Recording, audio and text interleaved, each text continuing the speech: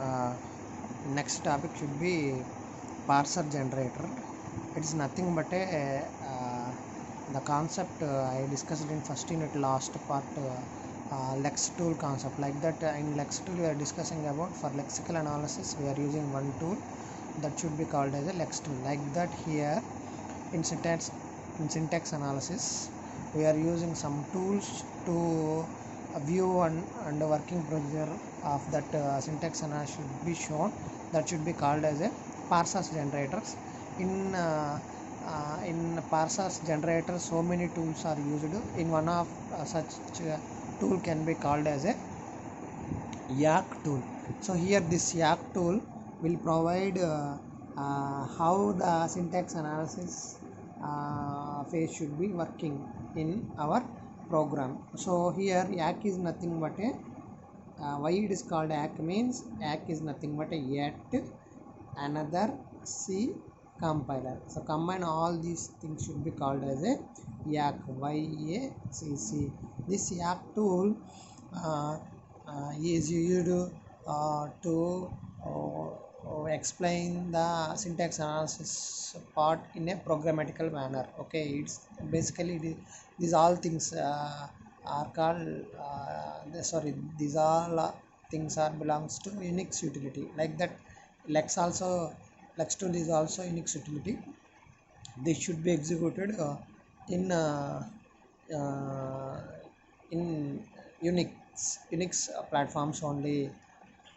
uh, for Windows platforms, same type of tool is nothing but a Bishan tool is used to implementing in Windows operating system. Okay, for Windows operating system, Lex alternative for Lex tool is Flux tool, and alternative for Yak tool is nothing but a Bishan tool. Okay, these are all will show how the working procedure of this compiler should be done, and it should be explained in the form of a programmatical manner. For that purpose we are using these tools.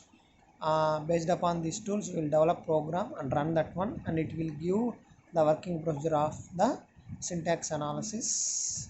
Okay, then in ax tool yak tool sorry in act tool we'll write program with an extension of .y. Here you write a program and save it in name of that program with the extension is y. Here y stands for act related extension. Like that, dot html means html related, dot c means c program. Like that, here dot y means that act related program. Then this program can be forwarded to act compiler. Then it will give an output like y.tab.c. This is nothing but your C program. Normally I'll explain this concept in lex tool. If you write a program in dot extension y and it forwarded to lex tool, it will give one output like a C program. Okay, that's nothing but a y.tab.c. Then this y.tab.c can be forwarded to C compiler. It will give output. Okay, that's nothing but in Linux output should be in the form of a dot out extension. If you are using Windows type of operating system, then it will go a.exe. Okay, normally in C program we are using one thing, that is nothing but a you write program dot c and it pass to C compiler, it will give .exe. That's here this single line can be divided into two parts. The first part will be for act related thing, that means syntax related thing, and remaining process can be done with the C compiler. Then it will give the a.out. Finally you will give input to the a.out and it will give output for that program. Okay, this is already discussed in first unit last part, that is nothing but a same thing, but only one small difference is nothing but here the program extension should be .y, and instead of lex compiler here using yak compiler, and here in that one here using lex.yy.c. Here we are using y.tab.c. C. This is the only difference compared to uh, Lux and Yak. Now we are going to discuss about the structure of that Yak. Okay, in structure of that Yak we are going like this. One is a declaration part. It can be separated by double percentage symbol, and then transition rules. It can be separated by double percentage, and finally the supporting C routines that should be mentioned in the last part of this program. It consists of three parts. One is declaration, second one is transition rule, and third one is supporting routines. Now we can discuss it with one example program. Okay, based upon that example we can explain the total program structure. This is a sample example. There is a desk calculator. The grammar for that one is nothing but already you know u tends to e plus t grammar. Here in first part, this is a first part of program, that is nothing but a here up to here, this is nothing but a declaration part. That is I already discussed here. The first part is nothing but a declaration. So here the declaration part is nothing but it consists of include C type dot h header file and then token digit. These two can be considered into okay declaration part. Okay,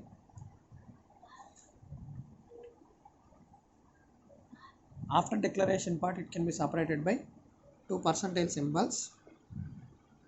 Okay, then you write the transition rules. These entire things can be represented as a transition rules. Why? Because in transition rules we'll cleanly explain the our grammar symbols one by one with the semantic action. This the thing the will mention in braces should be called as a semantic action. Semantic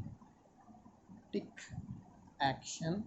Okay, okay, this can explain what the program that should be done here. If our executing line should be this, means that inner working process should be explained within this braces. Okay, I'll explain what is mean by double dollar and what is mean by dollar one. These things should be explained in next concept. Okay, this is nothing but here e tends to e plus t slash t tends to t star f slash f, e tends to open braces e slash d. That can be explained here.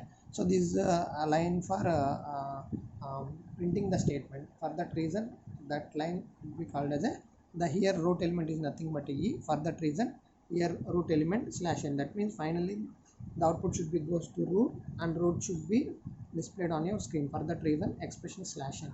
Here the printf statement slash $1. Here $1 means the first element of here $1 is nothing but a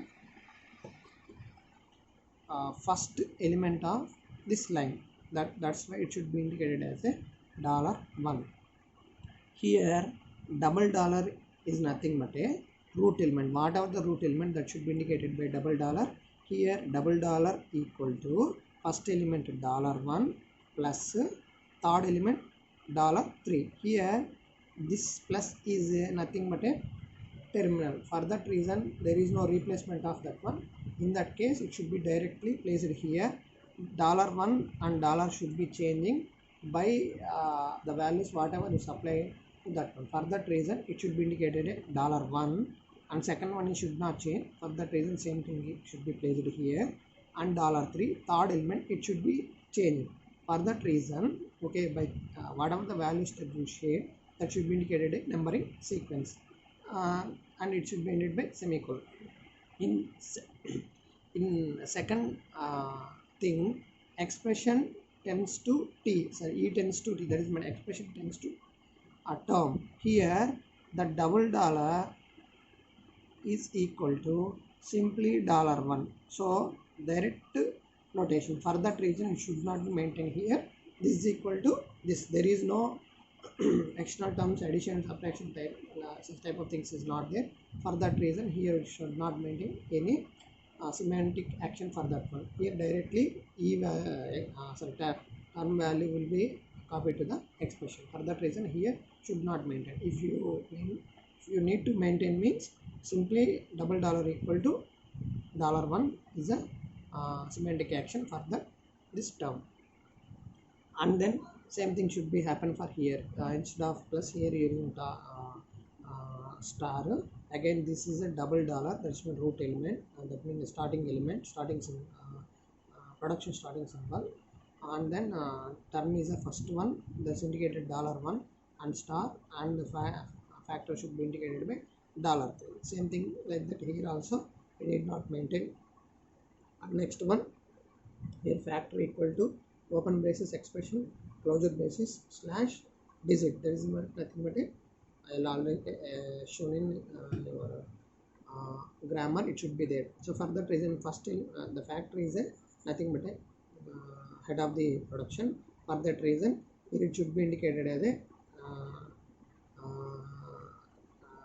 $. Sorry, the $, should be indicated for head of the production, not for root element, head of the production. So like that, all $$ indicates the head of the particular production. Here the first one is open braces, so it should not be changed, and second one is expression, it should be changed, and third one is nothing but a closed braces, it should not be changed. For that reason, one is should not be changed, so no need to maintain that one. The second one is changing, for that reason here $, that means head of the production is equal to, it will be depending upon this value, whatever the expression, that if the expression value will change, the factor value will change. Like that, this will be depending upon this one. Here why I am using the $2 notation means the first thing in this one is open braces, so it should not change. The second element in that one is expression, it should be changed. For that reason, here $2 is using for the indication of that one. Again, digit directly equal to factor. For that reason, here it should not be maintained any semantic rule for that one. Okay, so this is a again separating thing. That means up to this, the transition rules part can be completed. Then the C routine parts will be started after this double percentile notation. Same here, after the double percentile notation only we'll start with the supporting C routine part. Okay, so in C routine part, okay, we just simply write down the YYLEX. This is nothing but it is used to YYLEX is used to scan the entire each individual part in a input, and it will check whether it should be a valid one or not, and that means valid token or not. To check that one, we are using lex YY part. In that one, here int C is declaration part, and C is equal to getChar. Whenever you are giving input to for this desk calculator, first it will check whether that should be a that thing should be taken care into C. Whatever the input that given to this desk calculator, that should be first capture through this getChar, and it will copy to the C. Now C is nothing but whatever input I have given to the program. Then it will check if the C is digit. If desk calculator means calculator does not accept alphabetics, it will accept only digit. For that reason, in our program we are not accepting any alphabets, only it will accept a digit. Digit is the final thing that should be give input from our side to program. Okay, like that. So if it is a digit, then it will go for next line, that is nothing but a YY val. So already explained what is meaning of YY val means it will store the value of this C to all phases of that means remaining phases of a program, and if it is a digit means first the value will be stored in this YY.val. This is a global variable. At the same time, and return it as a digit. Why? Because it is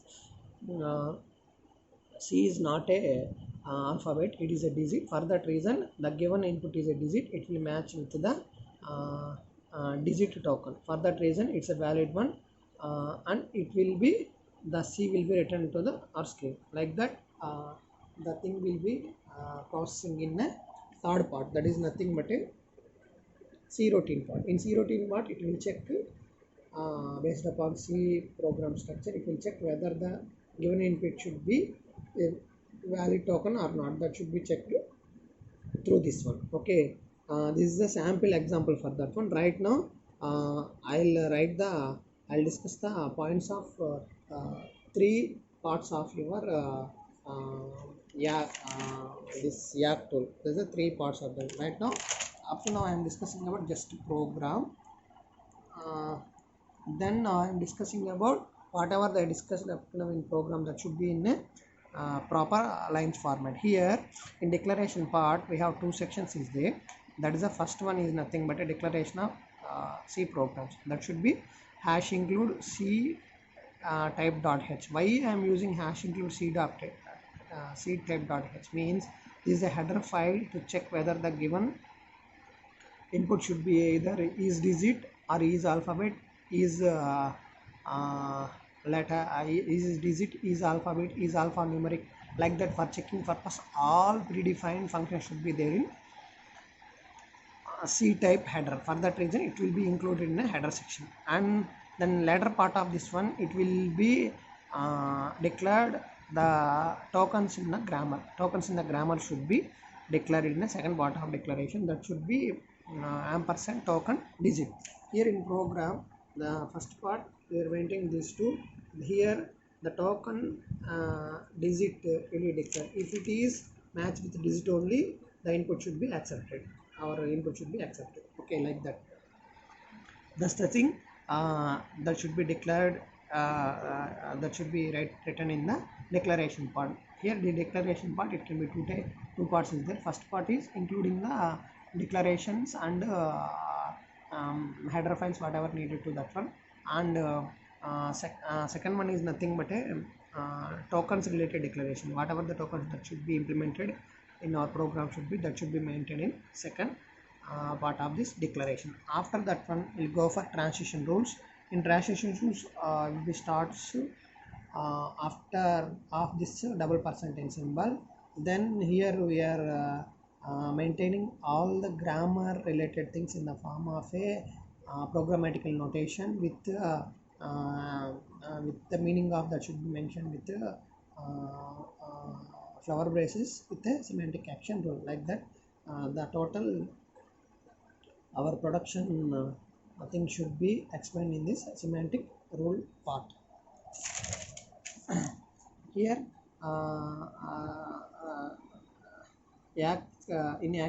semantic part, what should be I will be written in semantic action should be explained with one example. Here the double dollar notation should be indicated for head of the production, and dollar I, that means if it's the first element $1, second element $2, third element $2. The whatever the elements that should be changing by value, that means all non-terminal should be comes under this dollar I type of procedure. Okay, so here in let's take some example, e tends to e plus t slash t line of thing in a grammar should be explained with the expression plus term slash term. Here the expr is nothing but a root element that should be indicated by double dollar symbol equal to, and $1 and $3 is nothing but a non-terminals, and that should be replaced with some other things. For that reason, it should be indicated by $1 and $3. Here why I am missing 2 means this is a second element, but it should not replace anything. Why? Because it is a terminal. So for that reason, I am missing that one. This is the first element. A second element is not changing, and third element is nothing but your term. And for that reason, it should be $3 should be mentioned. Okay, in here it should not mention anything. Why? Because $$ equal to $1, so no need to mention that one. Here simply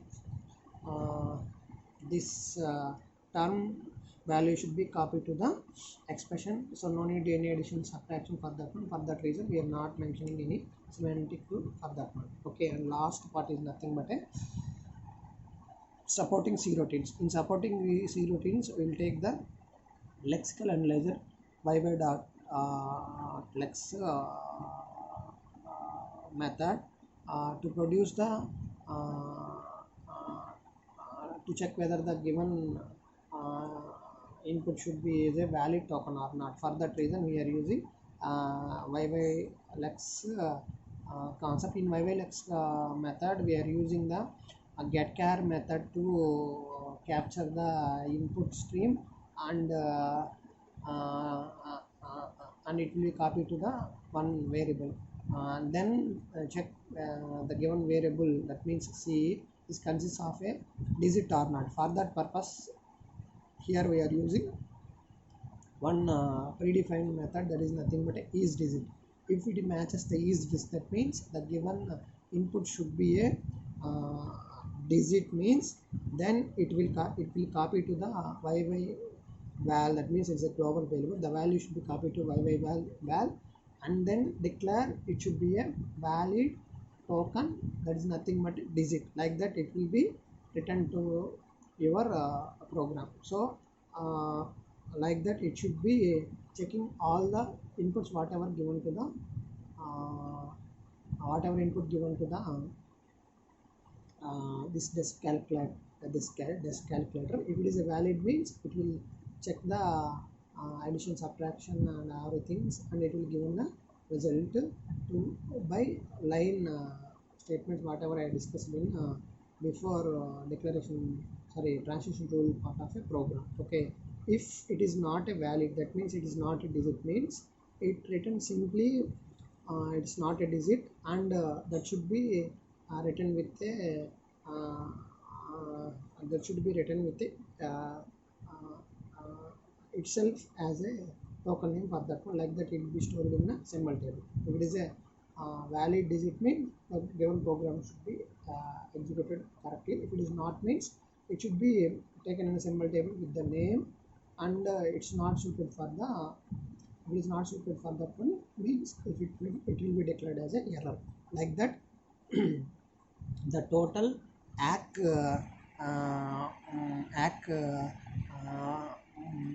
programming structure can be divided into three parts. One is a declaration part, second one is a transition rule part, and third one is a C supporting routine part. In declaration part you will declare whatever thing you need for that program, and second one in transition rule will